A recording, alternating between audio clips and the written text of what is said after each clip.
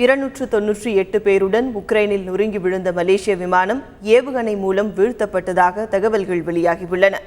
நெதர்லாந்தின் Amsterdam நகரில் இருந்து மலேசிய தலைநகர் கோலாலம்பூர் நோக்கி சென்ற மலேசியன் ஏர்லைன்ஸ் நிறுவனத்திற்கு சொந்தமான MH17 ரக விமானம் உக்ரைன் ரஷ்ய எல்லை அருகே நொறுங்கி விழுந்தது.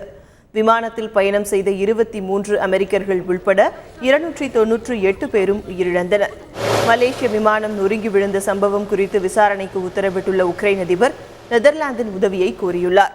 இந்நிலையில் உள்நாட்டு போர் நடைபெற்று வரும் உக்ரைனில் கிழக்கு பகுதியில் மலேசிய விமானம் பறந்து கொண்டிருந்த போது ஏவுகணை மூலம் வீழ்த்தப்பட்டதாக கூறப்படுகிறது. ரஷ்ய ஆதரவு கிளர்ச்சியாளர்கள் விமானத்தை சுட்டு வீழ்த்தியதாக உக்ரைன் அரசு குற்றம் சாட்டியுள்ளது. மலேசிய விமான விபத்தில் உயிரிழந்தோரின் குடும்பங்களுக்கு ஐநா பொதுச் செயலாளர் பான் கி மூன், இங்கிலாந்து பிரதமர், சீன பிரதமர் உள்ளிட்ட உலக தலைவர்கள் பலரும் கடும் கண்டனம் தெரிவித்துள்ளனர். மலேசிய விமானம் தாக்குதலுக்கு உள்ளானது உண்மையானால் உரிய நீதி கிடைக்க வேண்டுமென மலேசிய பிரதமர் நஜீப் ரசாக் வலியுறுத்தியுள்ளார். The Ukrainian authorities believe that the plane was shot down.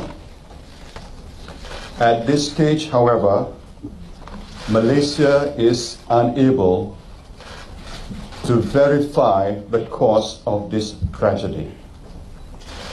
But we must and we will find out precisely what happened to this flight. No stone will be left unturned. If it transpires that the plane was indeed shot down, we insist that the perpetrators must swiftly be brought to justice.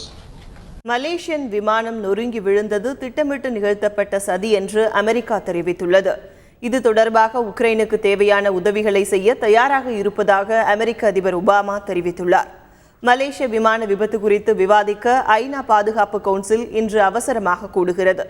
இதனிடையே மலேசிய விமானம் நொறுங்கி விழுந்த சம்பவத்தை அடுத்து உள்நாட்டு போர் நடைபெறும் Ukraine வான்வெளி பகுதியில் இந்திய விமானங்கள் பறக்க வேண்டாம் மத்திய விமான போக்குவரத்து துறை உத்தரவிட்டுள்ளது.